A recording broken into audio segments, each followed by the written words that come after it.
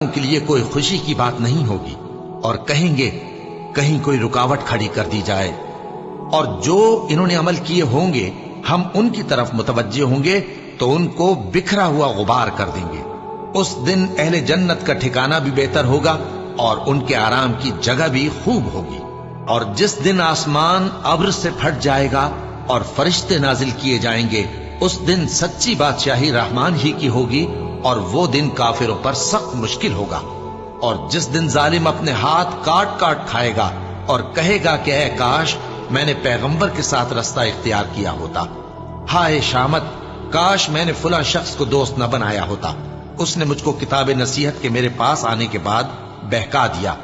और शैतान इंसान को वक्त पर दगा देने वाला है। और पैगंबर कहेंगे कि ऐ परवरदिगार, मेरी कौम ने इस कुरान को छोड़ रखा था और इसी तरह हमने गुनाहगारों में से हर पैगंबर का